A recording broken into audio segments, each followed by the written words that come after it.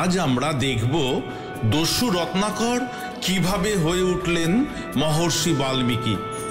আমরা সবাই জানি দস্যু রত্নাকরের পাপের ভাগীদার তার বাবা, মা, তার স্ত্রী কেউ হতে চায়নি। তারপর রত্নাকর ভগবান ব্রহ্মা আর নারদের পরামর্শে রাম নাম জপ করতে বসলেন। দস্যু রত্নাকর শুরু করলেন এক গভীর তপস্যা। মরা মরা মরা মরা মরা মরা মরা রাম মরা রাম রাম রাম রাম রাম রাম রাম মরা মরা মরা মরা মরা মরা মরা মরা মরা মরা রাম মরা রাম রাম রাম রাম রাম রাম রাম মরা মরা মরা মরা মরা মরা মরা রাম মরা রাম রাম রাম রাম রাম রাম রাম মরা মরা মরা মরা মরা মরা মরা রাম মরা রাম রাম রাম রাম রাম রাম রাম মরা মরা মরা মরা মরা মরা মরা রাম মরা রাম রাম রাম রাম রাম রাম রাম রাম নাম? এই রাম নাম কোথা থেকে আসছে? কে করছে এই রাম নাম? তাও এত বছর পরে? তাহলে কি এতদিনের চেষ্টার পর দস্যু রত্নাকর তার জিহ্বার জড়তা জয় করতে পেরেছে? রাম নামের দ্বারা তার মনকে শুদ্ধ করতে পেরেছে? না না না, একবার সচক্ষে দেখতে হবে, না দেখে মনে শান্তি আসছে না।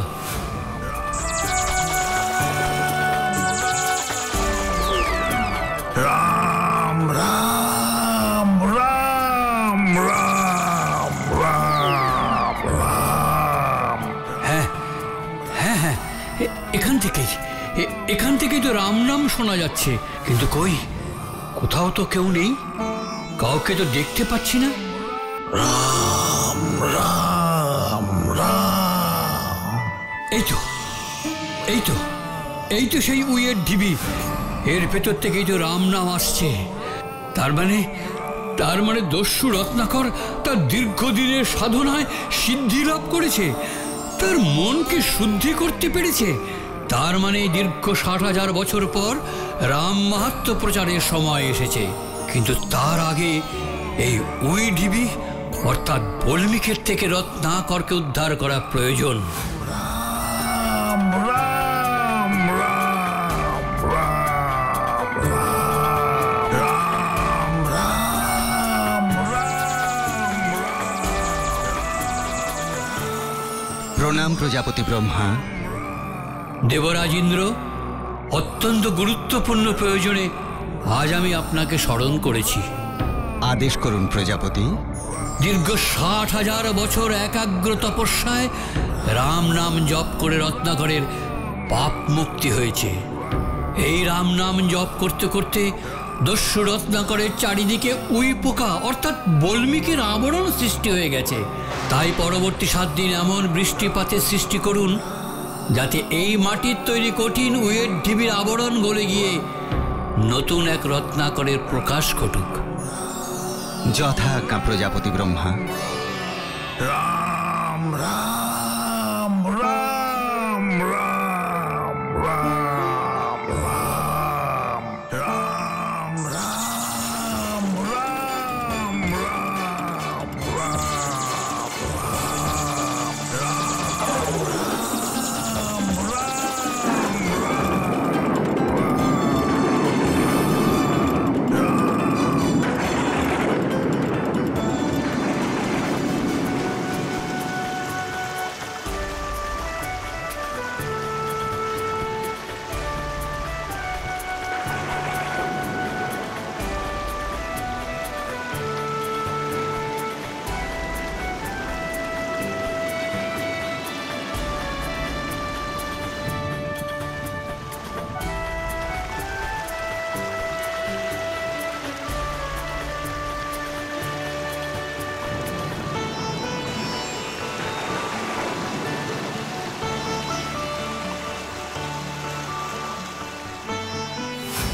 রাম রাম রাম রাম রাম রাম রাম রাম রাম রাম রাম। রত্নাকর, রত্নাকর, রত্নাকর, তোমার দীর্ঘদিনের তপস্যা পূর্ণ হয়েছে।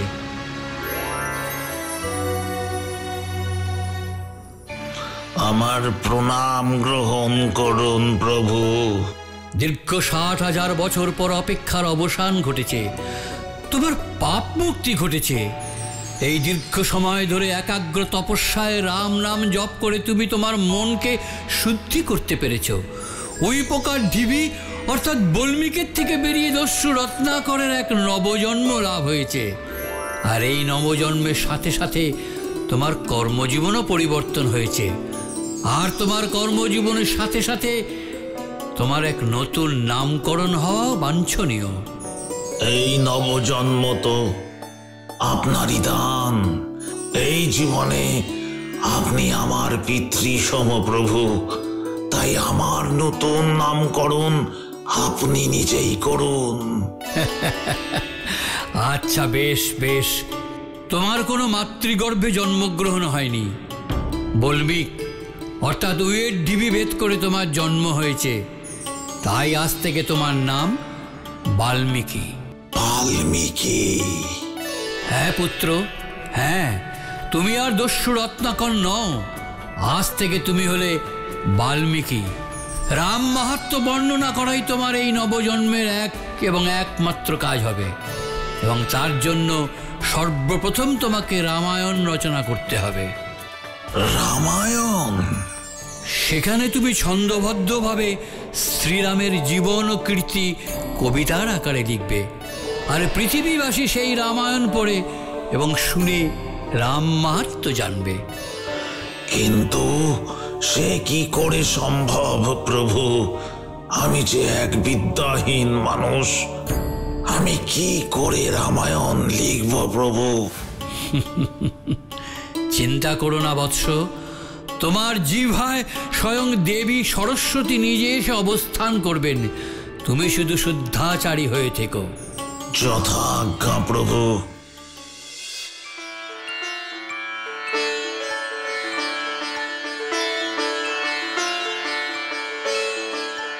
প্রণাম গুরুদেব। এসো ভরদ্বাজ, এসো, আসন গ্রহণ করো।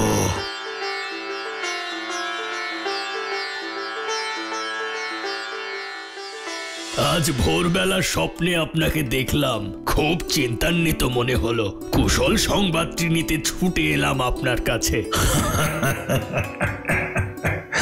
আমি বন্ধনহীন সংসার ত্যাগী এক মানুষ। চিন্তা করবার আমার তো কোনো কারণ নেই। গুরুদেব, সেটা আমার জ্ঞাত রয়েছে, তবুও ভাবলাম আপনার যদি কোনো শারীরিক গোলযোগ দেখা দিয়ে থাকে।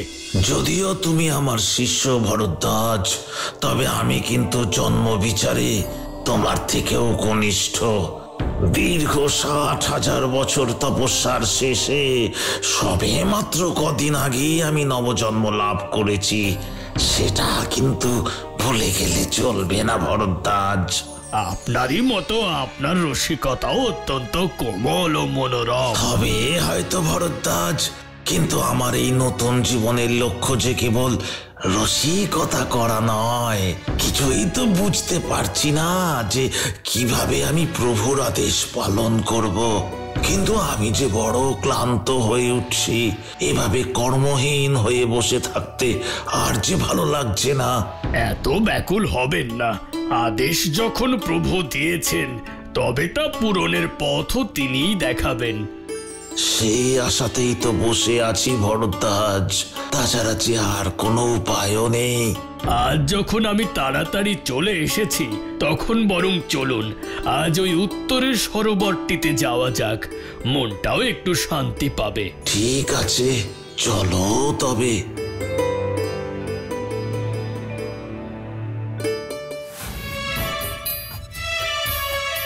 আমরা কখন কি করব আর কখন কি বলবো তা সবই পূর্ব নির্ধারিত।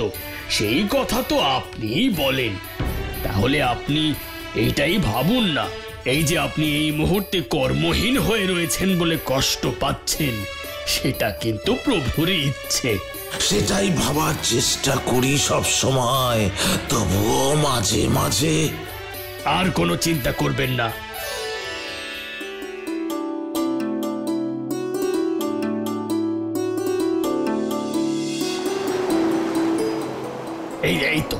এই তো সরোবর চলে এসেছে। চলুন চলুন, আমরা বরং সরোবরে নেমে জল ভরে নিই। ঠিক আছে ঠিক আছে, তবে তাই হোক।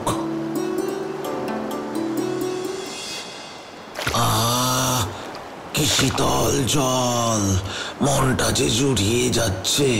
সত্যি শরীরে ছোঁয়া মাত্রই মনে হচ্ছে শরীরের সাথে সাথে মনও পবিত্র আর স্নিগ্ধ হয়ে যাবে এই জলে অবগাহন করলে। ভরদ্বাজ, তুমি এই কমণ্ডলু পূর্ণ করে কুটিরে ফিরে যাও, আর আমি এই সরোবরের শীতল জলে মন শান্ত করে স্নান করে আসি। বেশ, তাই করুন। আপনি না হয় মন শান্তি করে স্নান করে নিন। ওদিকটা না হয় একটু ঘুরে দেখে আসি স্নান করবার আগে। তুমি কুটিরে ফিরে যেও তোমার কাজ হয়ে গেলে। যথা আজ্ঞা গুরুদেব।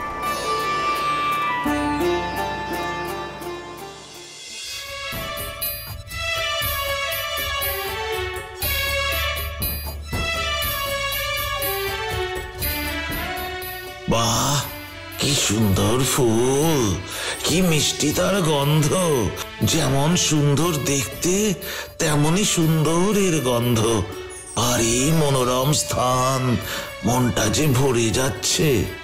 অবশ্য এমন সুন্দর জায়গায়, এমন সুন্দর মনোরম পরিবেশে যে চারিদিকে ভালোবাসার দৃশ্যই ছড়িয়ে থাকবে, সেটাই তো স্বাভাবিক।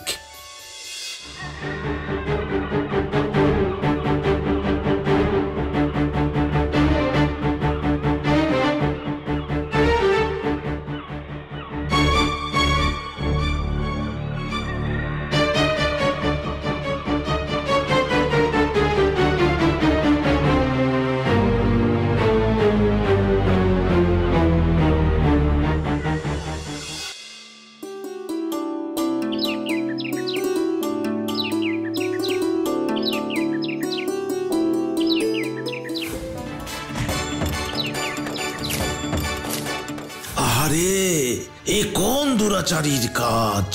কত যত্ন নিয়ে, কত ভালোবাসা দিয়ে প্রকৃতি এই জুটিকে সৃষ্টি করেছে। এত সাহস কোন নরাধমের এমন দুটি প্রাণীকে প্রকৃতির সেই ইচ্ছের বিরুদ্ধে গিয়ে জোর করে আলাদা করে দেয়? কোন পাষণ্ডের এই বিরহী কান্না দেখে এত আনন্দ হয়? তাহলে তুই সেই পাপিষ্ঠ, তুই এই দুষ্কর্ম করেছিস। কি আনন্দ পেলি এইভাবে চিরজীবনের মতো একটা যুগলকে আলাদা করে দিয়ে? তুই কি সুখ পেলি বল? অপরাধ নেবেন না মুনিবর, নিষাদদের একমাত্র ধর্মই হলো বন্য প্রাণী শিকার করা। কি অসহায় নিরীহ প্রাণীকে এইভাবে হত্যা করা তোর ধর্ম? এটা কোন ধর্মের পরিচয়? ধর্মের নাম দিয়ে তুমি পাপ কাজ করে চলেছ। ঠিক আছে, যদি নিষাদদের ধর্ম এটাই হয় যে নিরীহ প্রাণীদের এভাবে মেরে ফেলা, তাহলে নিষাদরা কোনোদিন সমাজে উচ্চ পদমর্যাদা লাভ করতে পারবে না। এটা আমার অভিশাপ। কিন্তু মুনিবর, মা নিষাদ প্রতিষ্ঠানং তমগ্গম শাশ্বতী অসমা যৎ ক্রঞ্চ মিথুনাদেকম অবধি কর্মহি তমঃ।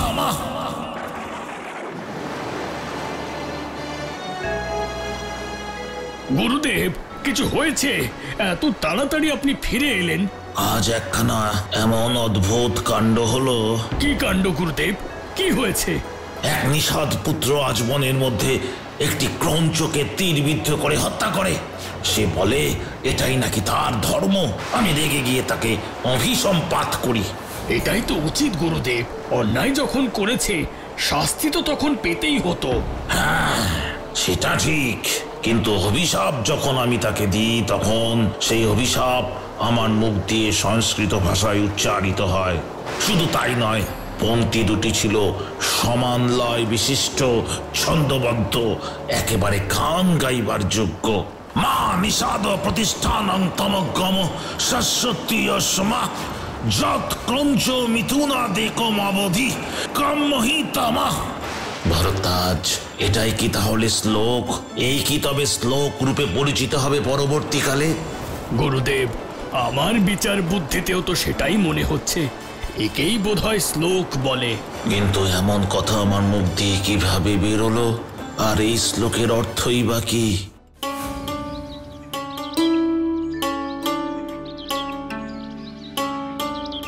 মা নিষাদ প্রতিষ্ঠানং তমাগম শাশ্বতী সমা যৎ ক্রঞ্চ মিথুনাদেকম অবধি কামমহিতমা। হে প্রভু, এ আমি কি উচ্চারণ করলাম? আমার মুখ দিয়ে কি কথা বের হলো? আমি তো এর এক বর্ণ বুঝতে পারলাম না। এর কোনো কিছুই আমার জ্ঞাত নয়। হে প্রভু, তুমি আমায় সঠিক পথ দেখাও। প্রভু, আমাকে সঠিক পথ দেখাও। প্রভু, বাল্মীকির মুখ দিয়ে শ্লোক নির্গত হয়েছে। এবার চাইলেই তো বাল্মীকি রামায়ণ রচনা করতে পারেন। ঠিক বলেছেন দেবর্ষি, কিন্তু রামায়ণ বর্ণনা করার ক্ষমতা জন্মালেও বাল্মীকি মুনির মধ্যে এখনো একটা বিষয়ের অভাব রয়েছে। তা কি প্রভু? শ্রীরামের জীবন, তার কার্যকলাপ এবং আনুষঙ্গিক ঘটনাবলী সম্পর্কে বাল্মীকি এখনো অবহিত নন। তা অবশ্য ঠিক। তাই এবার আপনাকে দায়িত্ব নিতে হবে। আপনি নিজে দায়িত্ব নিয়ে রামায়ণের ঘটনাবলী বিস্তারিত বর্ণনা করে বাল্মীকিকে রামায়ণ রচনায় উদ্বুদ্ধ করবেন। যথা আজ্ঞা প্রভু। নারায়ণ নারায়ণ। মা নিষাদ প্রতিষ্ঠানং তমাগম শাশ্বতী সমা যৎ ক্রঞ্চ মিথুনাদেকম অবধি কামমহিতমা। নারায়ণ নারায়ণ। বাল্মীকি,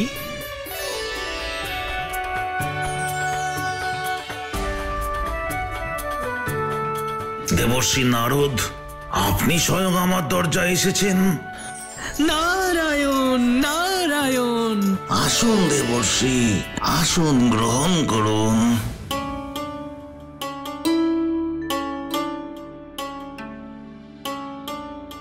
প্রভুর আদেশ, আমার রামের মাহাত্ম্য শ্লোকের মাধ্যমে প্রচার করতে হবে। কিন্তু আমি সে কাজ কিভাবে করব সেটাই তো বুঝতে পারছি না। তার উপর আজ সকালে সংস্কৃত ভাষায় আমার মুখ দিয়ে দুটো ছন্দবদ্ধ সমলয় বিশিষ্ট পংক্তি নির্গত হয়েছে, যার অর্থ পর্যন্ত আমি জানি না। একেই কি শ্লোক বলে দেবর্ষি? হ্যাঁ বাল্মীকি, একই শ্লোক বলে। আর ঠিক এমনি ভাবেই একের পর এক শ্লোক লিখে তুমি রামায়ণ রচনা করবে। আর সেই রামায়ণের কাহিনী আজ আমি তোমাকে বলবো। আমি শুনতে অত্যন্ত আগ্রহী প্রভু। শোনো তবে। সূর্যবংশীয় রাজা দশরথের কোলে স্বয়ং শ্রী বিষ্ণু রাম নামে জন্ম নেন। রাবণকে বধ করার জন্যই তিনি ধরাধামে মানব অবতার হিসেবে আবির্ভূত হন। এই হলো শ্রীরামের আখ্যান। এই কাহিনী শুনে আমি মুগ্ধ হয়েছি দেবর্ষি, কিন্তু আমি কি এর সঠিক বর্ণনা লিখতে পারবো দেবর্ষি? যদি কোনো ভুল লিখে ফেলি? ভুল হবার কোনো সুযোগই নেই। তুমি শ্লোকের মাধ্যমে যা লিখবে তাই অক্ষরে অক্ষরে সত্যি হবে। আমার মুখে তুমি যা যা ঘটনা শুনলে সেগুলি সুন্দর করে সাজিয়ে লেখো। আর যেসব ঘটনা তুমি এখনো জানো না সেগুলো তুমি লিখতে বসে আপনিই জানতে পারবে। এই পৃথিবীতে যতদিন পাহাড়, নদী, আকাশ, গিরিখাত এই সব কিছু রয়েছে, ততদিন রামায়ণের গল্প লোকের মুখে মুখে ঘুরবে। এই কথাটি সব সময় মনে রাখবে।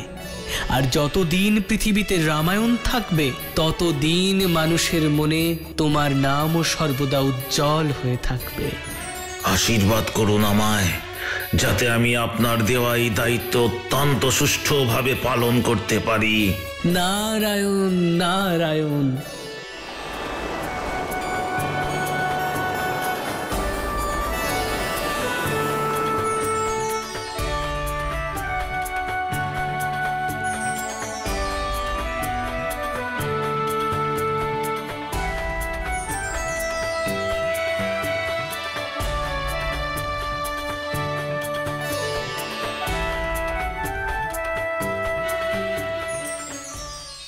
এইভাবেই মহর্ষি বাল্মীকি শুরু করেছিলেন মহাকাব্য রামায়ণ রচনা। ভারতীয় পুরাণ ইতিহাসে চির অমর হয়ে রইলেন বাল্মীকি। ছোট্ট বন্ধুরা, এই যে দেখেছো এই বাড়িখানা, এখানেই থাকে তোমাদের মতোই ছোট্ট একটি ছেলে পম। ওর বাবার সঙ্গে এখানে থাকে, কোনো রকমে চাষ করেই ওদের দিন কেটে যায়। আর খড়ের গাদার পেছনে ওই যে ভেড়াটা রয়েছে, সেও ওদের সঙ্গেই থাকে। বাবা বাড়িতে না থাকলে পমই ওর দেখাশোনা করে, সারা রাত পাহারা দেয়, যদিও মাঝে মাঝে ঘুমিয়ে পড়ে। সে যাই হোক, ওই যে চাষের মাঠ থেকে এদিকে হেঁটে আসছেন, উনি হলেন পমের বাবা। পম, পম, কোথায় গেলি? কি রে বাবা, ঘুমিয়ে পড়লি নাকি? পম। হ্যাঁ বাবা, বলো। শোন শোন, আমি একটু শহরে যাচ্ছি, ফিরতে দেরি হতে পারে। ভালো করে ভেড়াটাকে পাহারা দিস, আর তুইও সাবধানে থাকিস, কেমন? আচ্ছা, তাই হবে। আর শোন, কানাইদা বলেছেন ভেড়াটাকে কিনবেন, তাহলে এই বছরটা আমাদের খুব ভালোভাবে কেটে যাবে, বুঝলি? ওকে চোখে চোখে রাখবি, ঠিক আছে? আর ঘুমিয়ে পড়িস না বাবা। না না, তুমি নিশ্চিন্তে যাও, আমি ঠিক সব সামলে নেব। যাই, খড়ের গাদার কাছে গিয়ে বসি, দেখি ভেড়াটা কি করছে। যেমন কথা তেমন কাজ। পমের বাবা পেরিয়ে গেলেন, পম গেল ভেড়া পাহারা দিতে। স্বাভাবিকভাবেই পমের ঘুম পেল। পম ঝিমোতে ঝিমোতে পাহারা দিতে লাগলো। ধর, বেশ ঘুমোচ্ছিলাম, দিল ঘুমের 12টা বাজি। কবে কে ভেড়া কিনবে, তার জন্য এখন থেকেই পাহারা দিতে হবে।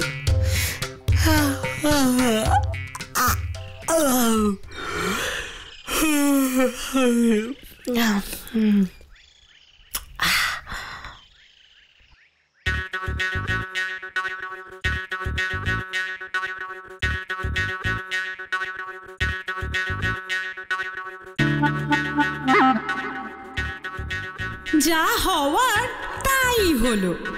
পম খড়ের গাদার উপর আরাম করে ঘুমিয়েই পড়ল। হঠাৎ যখন পমের ঘুম ভাঙল, চোখ খুলে দেখে ভেড়া নেই। হ্যাঁ হ্যাঁ, গেটটা কে খুললো? আরে, ভেড়াটা কোথায় গেল? সর্বনাশ করেছে, এবার কোথায় খুঁজি ওকে? চোরকি, চোরকি, কোথায় গেলি? চোরকি। যাই, ওনাকে জিজ্ঞেস করি। বলছি, একটা ভেড়াকে কি এখানে কোথাও দেখেছেন? সাদা রঙের, বেশ মোটা সোটা দেখতে। না তো, আমার চোখে তো কিছু পড়েনি। কেন গো ছেলে, কি হয়েছে? আমার ভেড়া চোরকি বাড়িতেই ছিল, ঘাস খাচ্ছিল, তারপর হঠাৎ কোথায় হারিয়ে গেল, খুঁজে পেলাম না। কেন, তোমার মতো এত বড় পাহারাদার থাকতে কি করে হারিয়ে গেল? মজা করবেন না, চোরকি আমার সব কিছু, ওকে না পেলে আমার খুব বিপদ হয়ে যাবে। দয়া করে বলে দিন ও কোন দিকে গেছে। আমিও সব জানি না, এখানে একটু জিরোতে এসেছি, মেলা বকে আমার মাথা খারাপ করিসনি বাবু। এখন যাও দেখি, ভাল লাগে না বাবা। গাছের তলায় একটু জিরোতে এলুম, অমনি কোত্থেকে এসে হাজির হয়ে গেল কে জানে। ওরকম করে বলো নি গো, আমরা চরকিকে খুঁজে না পেলে আমরা যে শীতকালে না খেতে পেয়ে মরবো। বাবা বলেছিল ওকে বিক্রি করে। ও, তোমার এই বকবকানি আমার আর ভাল লাগছেনি। তোমার কথা শেষ হলে এখান থেকে যাও দেখি। আমার বাবা আমাকে মেরে ফেলবে গো, ওকে খুঁজে পেতেই হবে। এ তো মহা জ্বালা হলো না, এখানে আর বসা যাবে না। যাই, আবার এই ভারী বস্তা নিয়ে হাঁটা দি। ও, তোমার ওই বস্তায় কি আছে কাকা? তাতে তোমার কি হে ছোকরা? যাও যাও যাও, নিজের কাজে যাও, নিজের কাজে যাও।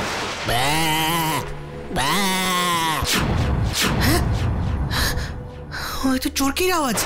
এই তো আমার চরকির আওয়াজ। ও কাকা, তুমি আমার চরকিকে নিয়ে পালাচ্ছ? দিয়ে যাও বলছি, দিয়ে যাও বলছি চরকিকে, না হলে কিন্তু। না হলে কিন্তু কি? কি করবি, কি করবি রে ছোকরা? পরে পরে ঘুমানোর সময় মনে ছিল না? যা যা যা, বাড়ি যা, বাড়ি যা। আমায় বিরক্ত করিস না, এর ফল কিন্তু ভালো হবে না। আমি কিচ্ছু জানি না, আমার চরকিকে না নিয়ে আমি কোথাও যাব না। দিয়ে যাও আমার চরকিকে। চোর চোর, আমার ভেড়াকে নিয়ে পালাচ্ছে চোর। তবে রে বেটা, তুই ভালো কথার মানুষ নয়। তবে এই নে, এই নে।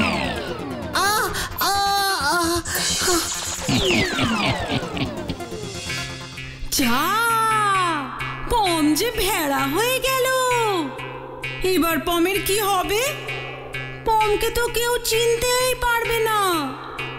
পম বেজায় ঘাবড়ে গেল। ভয় পেয়ে পম কাঁদতে শুরু করে দিল। এবার কি করব? বাবা তো আমাকে চোরকি মনে করবে আর আমাকে চারিদিকে খুঁজে বেড়াবে।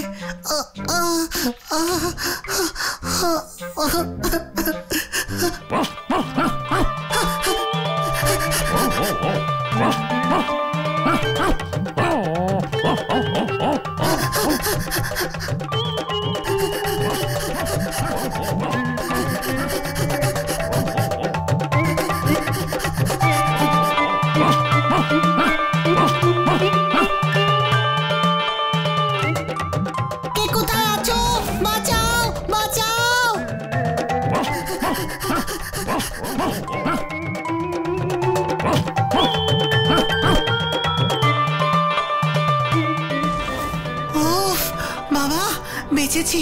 কুকুরটা যা তাড়া করছিল। কি কাণ্ড দেখো, পমের বাবা পমকেই ভাবছে চোরকি। ওদিকে পমও বোঝাতে পারছে না যে ও চোরকি নয়। এই রে, বাবা আসছে, আর সঙ্গে ওই কসাই কানাই চরণ। আমায় না বাবা চোরকি মনে করে ওর কাছে বিক্রি করে দেয়, আর তাহলেই কানাই আমার গলায় কাটারি দিয়ে কোপ বসাবে আর কি। ওরে বাবা রে, না না না, আমাকে যে করেই হোক পালাতেই হবে। আরে ধর ধর ধর ধর ধর, ভেড়াটা পালালো। কে আছিস, কে আছিস? এই পম, পম। আপনি চিন্তা করবেন না, ও বেশি দূর পালাতে পারবে না। আমি ওকে ধরার ব্যবস্থা করছি, দাঁড়ান। এত কিছু ঘটে গেল, এই ছেলের কোনো পাত্তা নেই। বলে, এই যে নবাব পুত্তুর, কোথায় গেলে? বেরিয়ে এসো। কোথায় গেল রে বাবা? যাই যাই, আবার দেখি কোথায় ঘুমিয়ে পড়লো নাকি। এই পম, পম।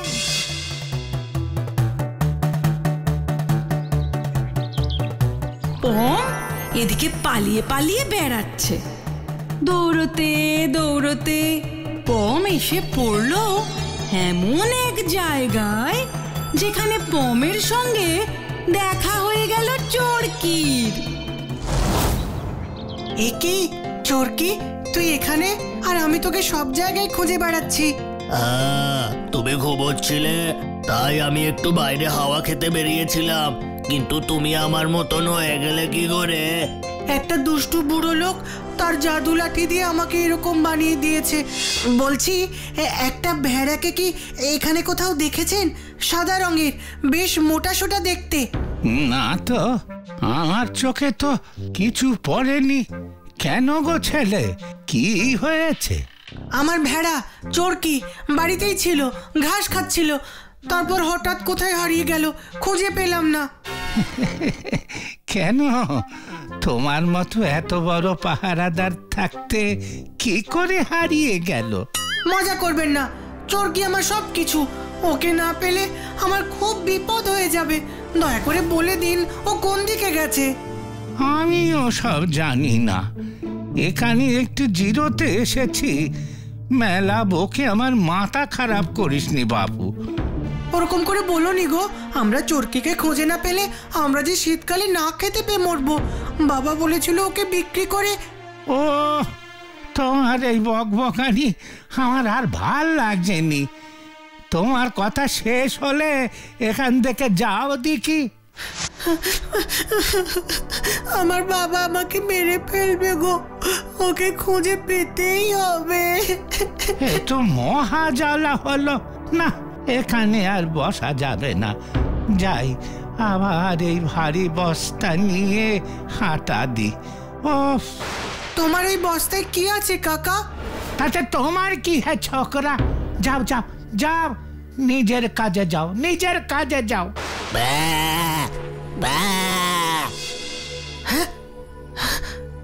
ওই তো চোরকির আওয়াজ। এই তো আমার চোরকির আওয়াজ। ও কাকা, তুমি আমার চোরকিকে নিয়ে পালাচ্ছ?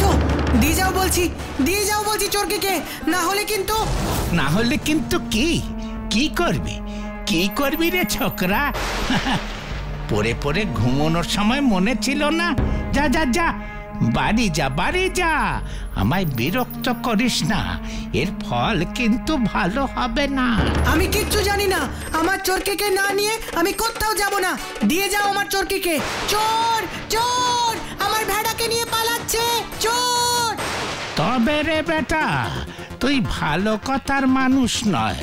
তবে এই নে, এই নে। বাড়িতে কসাই কানাইদা আমাকে তুমি মনে করে কিনতে এসেছিল, তাই পালিয়ে এসেছি। উফ, বড্ড খিদেও পেয়েছে। এই নাও, ফল খাও। সামনে একটা বাগান আছে, তারপরে একটা রাস্তা আছে। রাস্তা শেষ হলেই একটা দরজা দেখতে পাবে। তুমি সেখান দিয়ে চলে যাও, তোমায় আর কেউ ধরতে পারবে না। হয়তো দেখা যাচ্ছে ভেড়া। আবার একটা না, দুটো। চল চল, তাড়াতাড়ি চল। হ্যাঁ হ্যাঁ হ্যাঁ, চল চল চল চল। এই রে, কানাইদা লোক পাঠিয়েছে আমাকে ধরবে বলে। এবার কি করব? তুমি কিছু চিন্তা করো না, আমি যে রাস্তাটা বলেছি সেখান দিয়ে পালিয়ে যাও, কেউ তোমায় ধরতে পারবে না। দেখবে সোজা গেলে একটা দরজা দেখা যাচ্ছে, সেই দরজাটা পেরিয়ে গেলেই তোমার আর কোনো চিন্তা নেই। তুমি যাও, আমি এখানে দাঁড়িয়ে পাহারা দিচ্ছি। ঠিক আছে ভাই, আমি গেলাম, তুমি সাবধানে থেকো। যে দরজা তোমাকে পেরোতে বললাম সেই দরজার পরেই কানাইদার বাড়ি। আমাকে খুব বিক্রি করার শখ, তাই না? এবার বোঝো ঠেলা। সাবধানে, দেখে যেও পমদা। হ্যাঁ ঠিক আছে। কোনো চিন্তা করো না, তুমি ঠিক পৌঁছে যাবে একেবারে জাহান্নামে।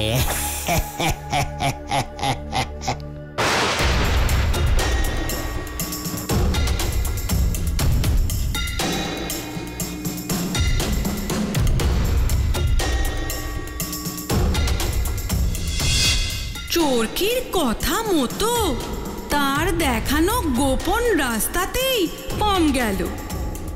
পম হাঁটতে লাগলো, কিন্তু ওই দরজার দেখা পেল না।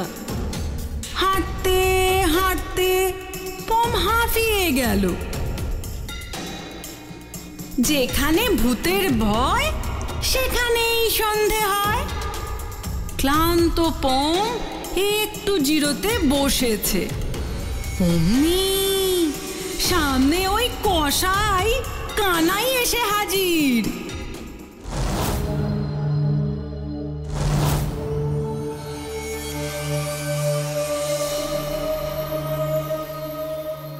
আরে এ যে মেঘনা চাইতে জল, শিকার নিজে পায়ে হেঁটে শিকারীর কাছে এসেছে।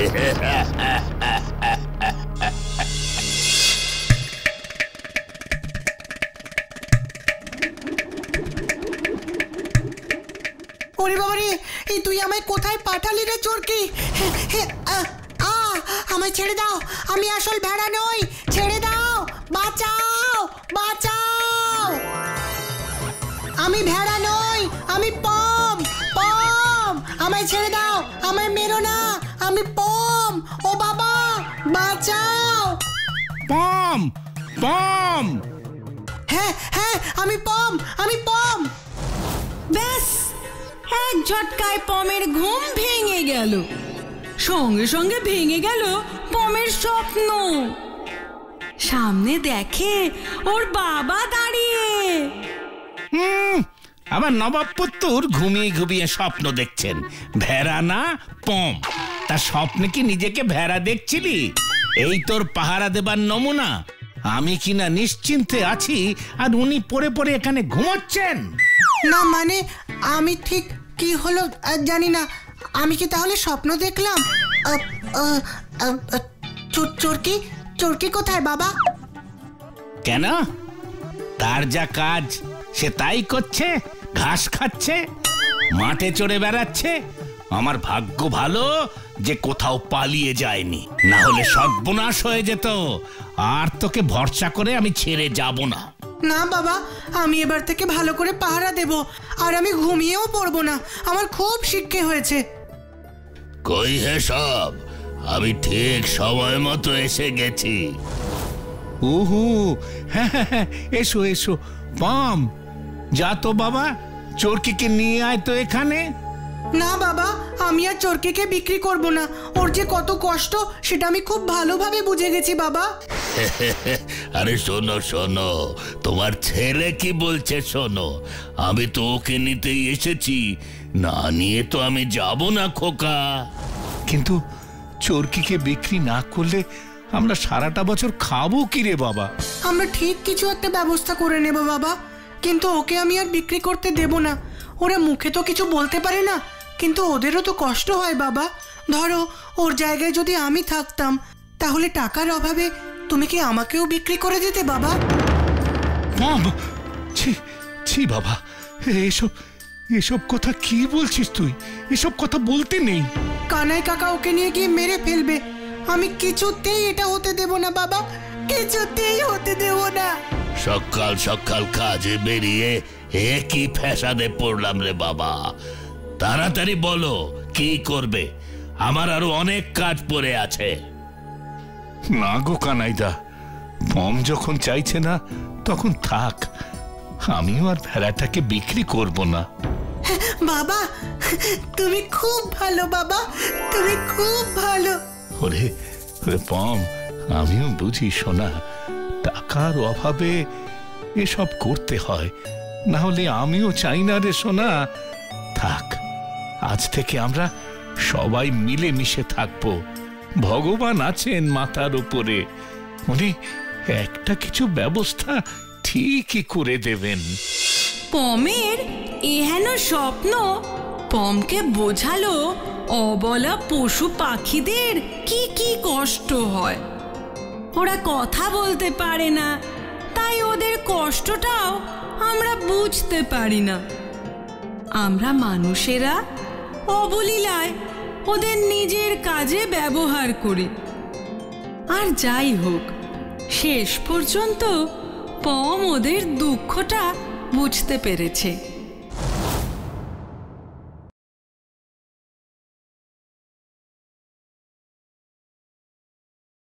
তুই আমায় স্বপ্নে কানাই কসাইয়ের বাড়ি পাঠিয়ে দিয়েছিলি। আরে এ যে মেঘনা চাইতে জল, শিকার নিজে পায়ে হেঁটে শিকারীর কাছে এসেছে।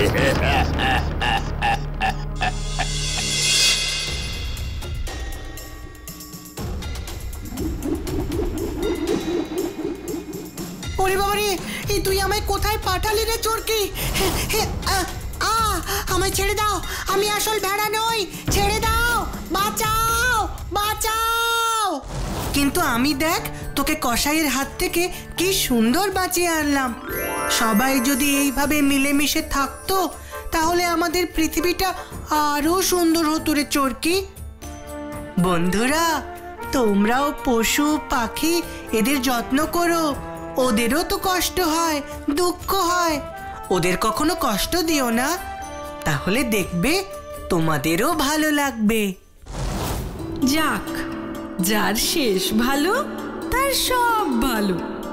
চলো আজ থেকে আমরাও পমের কথাই শুনে চলি।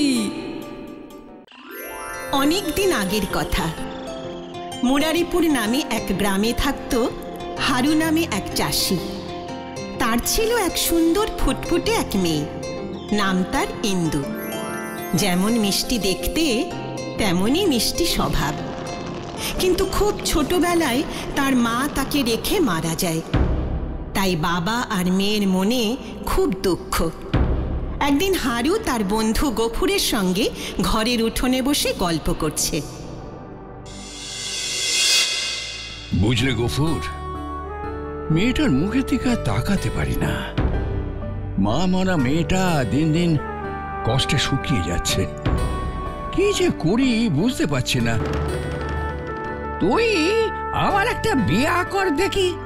মাইয়াটার একখান মায়ের দরকার, তবেই ওর মুখে হাসি দেখতে পাবি। হ্যাঁ, সে তো বুঝলাম, কিন্তু বিয়ে কর বললেই তো আর বিয়ে করা যায় না। অনেক কিছু চিন্তা ভাবনা করতে হবে। একেই মা মরা মেয়ে, কে আসবে, মান মতন মেয়েটাকে ভালোবাসবে কিনা সেটাও তো দেখতে হবে নাকি। একখান ভালো মাইয়া আছে আমার সন্ধানে। হ্যাঁ, ওই পাশের গ্রামের হরিপালের শালি, ওর বাড়িতেই আছে, 3 মাস হলো। বিয়া দেবার কথা কইছিল, যদি ভালো পাত্র থাকে আমারে বলতি বলিছিল। বিধবা শুনেছি একখান মাইয়াও আছে, নাম নাকি বিন্দু। তুই বলিস তো ওর সাথে কথা কই। বিধবা তো বুঝলাম, মেয়েও আছে, কিন্তু যদি বিয়ের পর আমার মেয়েটাকে না দেখে তখন কি হবে? না না না, ঠিকই দেখবে, ঠিকই দেখবে। অত শত চিন্তা করিস না তো। অত শত চিন্তা না করে একবার কথা কইয়ে দেখ না।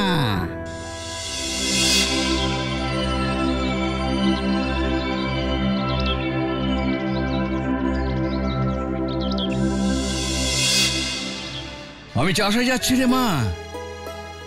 নতুন মায়ের হাতে হাতে একটু যোগান দিস, কেমন? তুমি কিচ্ছুটি ভেবো না বাবা, আমি ঠিক সব সামলে নেব। এই তো আমার সোনা মা। আচ্ছা, আমি চলি রে মা, চলি। দুর্গা দুর্গা দুর্গা দুর্গা।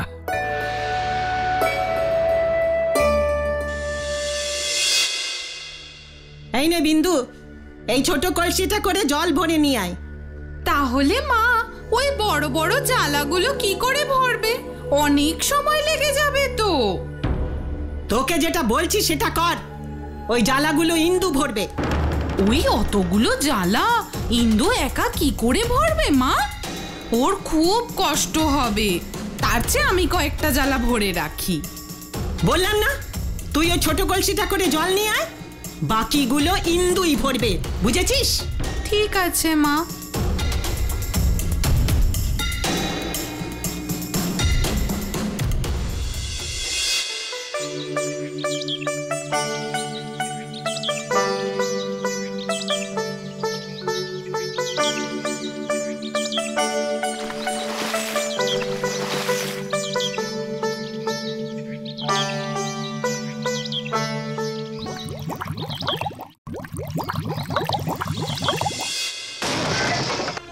মা, মা খুব কষ্ট হচ্ছে, আর পারছি না মা।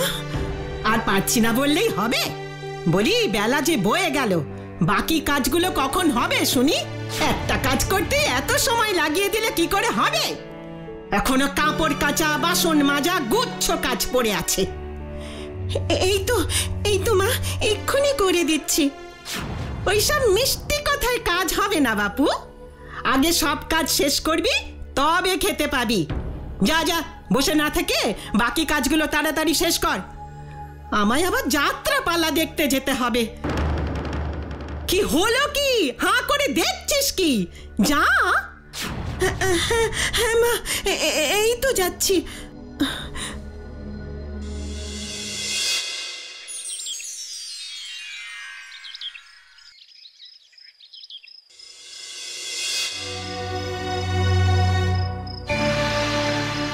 ইন্দু, ইন্দু মা, কোথায় গেলি মা?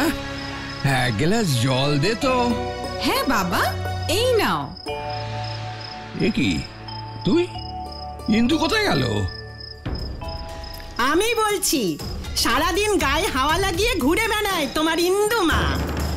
বেচারা আমার বিন্দু, এই ছোট্ট মেয়েটা সারাটা দিন খেটে খেটে মরে যাচ্ছে।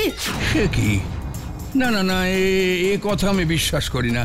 আমার ইন্দু সারাদিন কোনো কাজ না করে গায়ে হাওয়া লাগিয়ে ঘুরে বেড়াচ্ছে।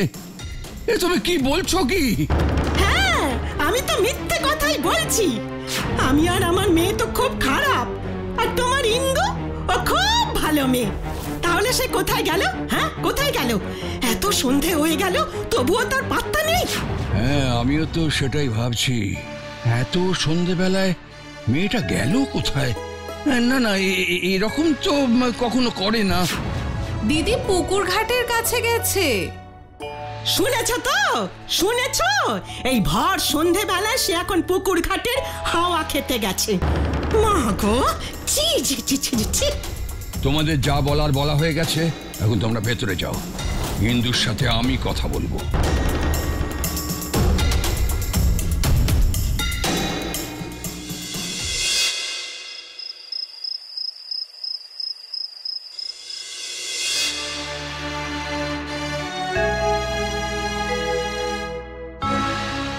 কি রে মা, এত রাত হয়ে গেল, এখনো ঘুমোসনি? হ্যাঁ বাবা, এই তো এবার ঘুমিয়ে পড়ব। তুমি ঘুমিয়ে পড়ো বাবা, আমার চিন্তা করো না, আমি ভালো আছি। আমি কি ভুল করলাম মা? খুব কষ্ট হয় রে মা তোর জন্য।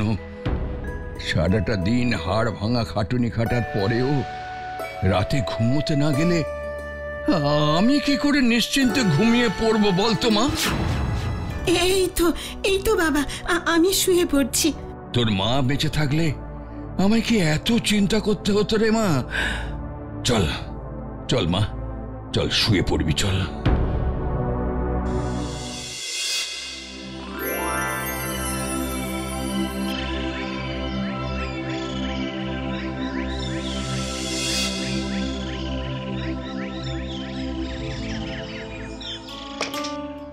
আজ তাড়াতাড়ি সব কাজ শেষ করে ফেলবো, তাহলে নতুন মা আমায় নিশ্চয়ই আদর করবে। যাই যাই, পুকুর ঘাটে এই বেলা ফাঁকা আছে, জল ভরে নিয়ে আসি।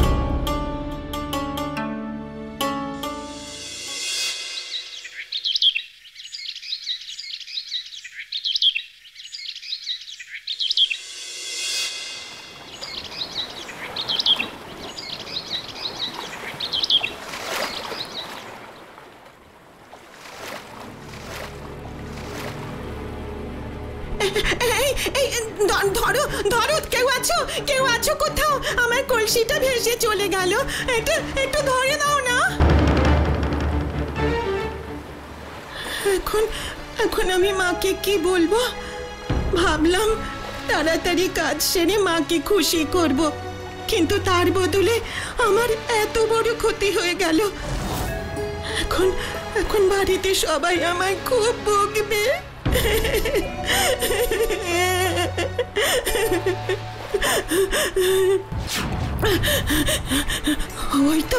ওই তো একজন বুড়ি ঠাকুমা বসে আছে দেখছি। যাই, ওনাকে গিয়ে জিজ্ঞেস করি আমার কলসিটা কোথাও দেখেছি কিনা।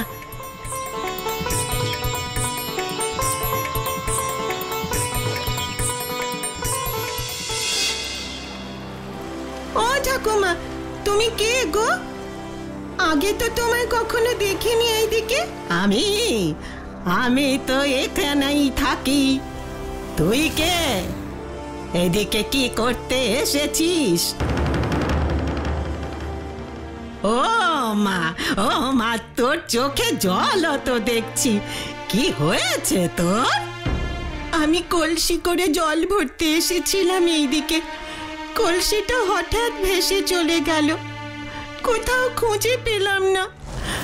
বাড়িতে কলসি না নিয়ে গেলে মাকে কি জবাব দেব বুঝতে পারছি না, তাই কাঁদছিলাম। আচ্ছা আচ্ছা ঠাকুমা, তুমি কোথাও দেখেছো আমার কলসিটা? হ্যাঁ দেখেছি তো, এই দেখ তো, এটাই তোর কলসি কিনা? ও মা, হ্যাঁ তো, এটাই আমার কলসি। তুমি খুব ভালো গো ঠাকুমা। আমার একটা কাজ করে দিবি সোনা? হ্যাঁ বলো না, কি কাজ? তুমি আমার এত বড় উপকার করলে আর আমি একটা কাজ করতে পারবো না? দেখ তো আমার চুলের ভিতরে কি আছে, খালি খালি চুলকোতে থাকে। আচ্ছা দাঁড়াও, দেখছি।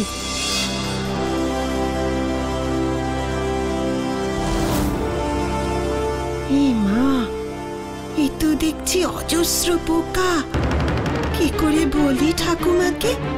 ঠাকুমা, তোমার চুলের ভেতরে অনেক সোনা হিরে দেখতে পাচ্ছি, তাই মনে হয় মাথাটা তোমার চুলকোয়। তাই নাকি রে মেয়ে? তাহলে তাহলে আজ থেকে সব আমার চুলের সোনা হিরে তোর হলো। ও মা, এ কি হলো গো ঠাকুমা? এত সব কোথা থেকে এলো? এগুলো সব তোর, সাবধানে নিয়ে যা। আর রাস্তায় কোথাও যদি ঘোড়ার ডাক শুনতে পাস তাহলে একদম দাঁড়াবি না, মনে থাকবে? হ্যাঁ হ্যাঁ ঠাকুমা, মনে রাখবো। আমি আসছি ঠাকুমা।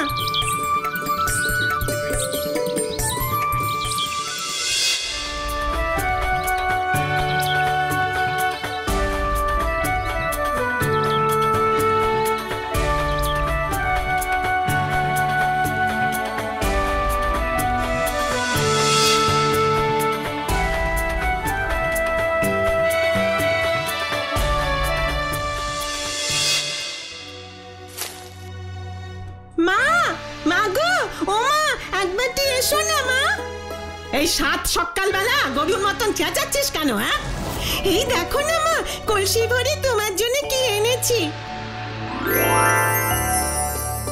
এইসব কোথায় পেলি তুই? জানো মা, আমি কলসি করে জল ভরতে এসেছিলাম এইদিকে, কলসিটা হঠাৎ ভেসে চলে গেল, কোথাও খুঁজে পেলাম না।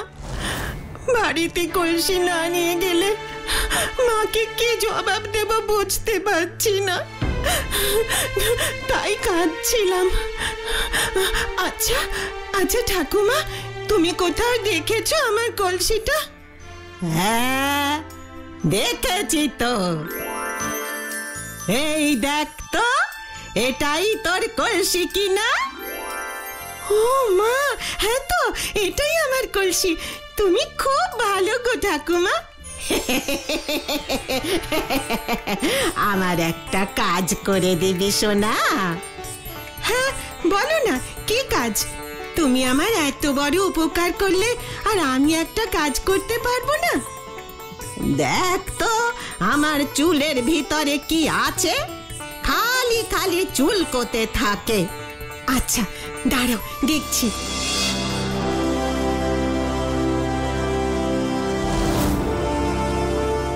মা, এ তো দেখছি অজস্র পোকা।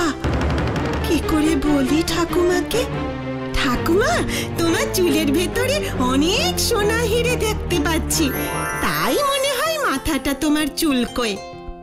তাই নাকি রে মেয়ে? তাহলে তাহলে আজ থেকে সব আমার চুলের সোনা হিরে তোর হলো।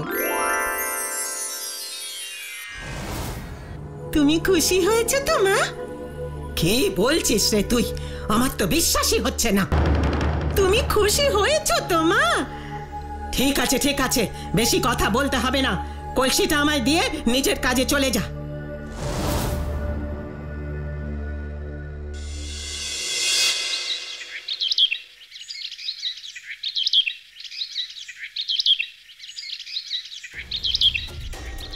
এই শোন, কাল আর তোকে জল আনতে যেতে হবে না। কাল থেকে বিন্দু যাবে জল আনতে। ও কি পারবে মা? অত বড় কলসি নিয়ে জল আনতে ও পারবে? হ্যাঁ ঠিক পারবে, তোকে অত ভাবতে হবে না। তুই তোর কাজগুলো কর, বুঝেছিস?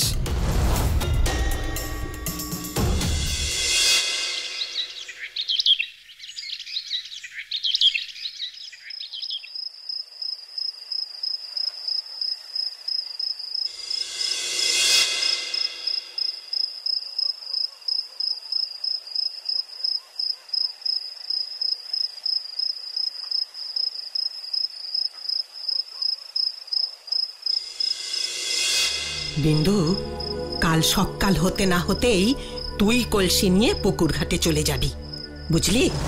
কিন্তু মা, আমি অত বড় কলসি করে কি করে জল আনবো বলো? আমি তোকে জল আনতে বলছি না বোকামে, সোনা আর হিরে আনতে বলছি। ঠিক আছে মা, তাই হবে।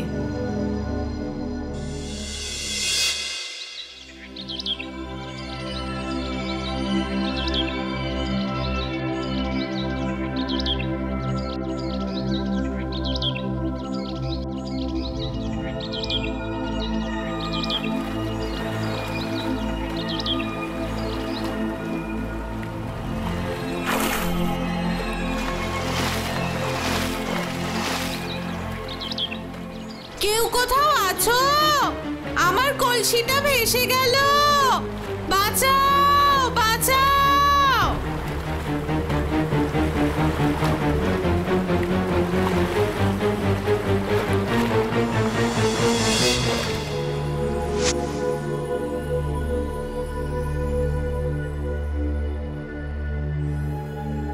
এই বুড়ি, আমার কলসিটা কোথাও দেখেছো? কলসি?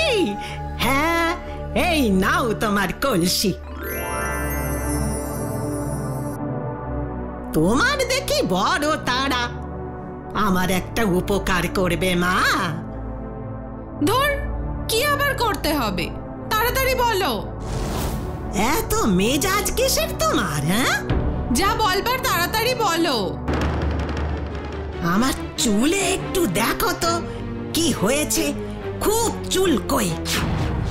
ও মা, তোমার চুলগুলো খুব বাজে আর নোংরা, চুল ভর্তি কালো কালো পোকা। ইস, ই মা, দেখেই ঘেন্না করছে। তাই ঘেন্না করছে? তাহলে তোর চুলেও আজ থেকে এই রকম পোকা হয়ে যাক। তুমি খুব বাজে, পচা বুড়ি। আমি আমার কলসি নিয়ে যাচ্ছি।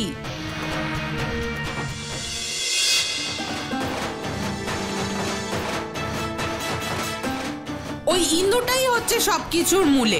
আজকে গিয়েই মাকে সব নালিশ করব। ওহ বাবারে, চুলকোতে চুলকোতে প্রাণটাই গেল। মা, মা! এসেছিস? এসেছিস সোনা আমার? কই কই দেখি কি এনেছিস। কি রে সোনা, হিরে কিছুই তো দেখতে পাচ্ছি না। কিচ্ছু পাইনি মা, শয়তান বুড়িটা মাথায় আমার পোকা দিয়ে দিয়েছে। চুলকোতে চুলকোতে প্রাণ চলে যাচ্ছে মা। হে মা, সে কি? তাহলে ইন্দু যা বললো সবই কি মিথ্যে? হ্যাঁ মা, সব সত্যি বলছি। দাঁড়া দাঁড়া, দেখাচ্ছি ওর মজা। কই গো গিন্নি, কোথায় গেলে গো? তাড়াতাড়ি এসো। কি হলো কি? এত চেঁচাচ্ছ কেন? আরে এত বড় খুশির খবর আর সবাইকে শোনাবো না, কি বলছো কি তুমি গিন্নি? আরে বাবা, কি হলো সেটা বলবে তো? আরে বাবা শোনো শোনো, জমিদার বাড়ি থেকে এই মাত্র খবর পাঠিয়েছে আমার ইন্দুমাকে ওদের খুব পছন্দ হয়েছে। জমিদার মশাই ওনার একমাত্র ছেলের জন্য আমার ইন্দুমাকে বউ করবেন বলে মনস্থির করেছেন। নিহাত আমার বিন্দুকে দেখেনি, তাই না হলে। কি হলো, চুপ করে দাঁড়িয়ে কি ভাবছো বলো তো? আরে আমাদের তো কপাল খুলে গেছে, তুমি জমিদার বাবুর কুটুম হতে চলেছো। নাও নাও নাও, তাড়াতাড়ি সব আয়োজন সম্পূর্ণ করতে হবে তো। ওরে বিন্দু রে, আমায় এক গ্লাস জল দে রে, আমি এক্ষুনি মনে হচ্ছে অজ্ঞান হয়ে যাব। না গগিন্নি, তোমার কিচ্ছু হবে না। এখন চলো দেখি, তোমার সঙ্গে বিয়ে নিয়ে অনেক কথা আলোচনা করতে হবে। ওরা কালই তো ইন্দুকে নিয়ে যেতে বলেছে, আর এক মুহূর্ত দেরি করা যাবে না। ও বাবা, কালই যেতে হবে? দেখছি কি করে তুমি যেতে পারো। ইন্দু দেখ, বাইরে একটা বড় জ্বালা রাখা আছে। তুই তো কাল চলেই যাবি, আমাকে তখন সবকিছু একা হাতে করতে হবে। তাই এখন ওই জ্বালাটা একটু পরিষ্কার করে দিয়ে আয় দেখি, কেমন পারিস। হ্যাঁ মা, এক্ষুনি যাচ্ছি।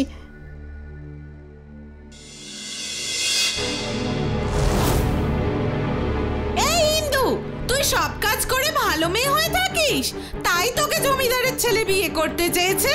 তুই বেরিয়ে আয়, আয় বলছি।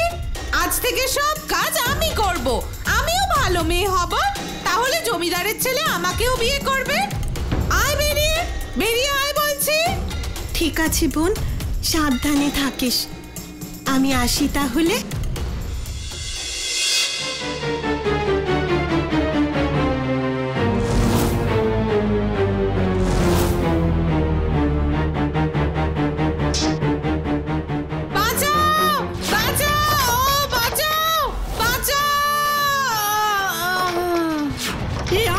সর্বনাশ হলো গো, আমার বিন্দু সোনা মা, তুই এখানে? হায় হায় হায়, অন্যের মেয়ের ক্ষতি করতে এসে আমি নিজের মেয়ের কি সর্বনাশ করলাম গো। আমার মেয়ের কি সর্বনাশ হলো গো।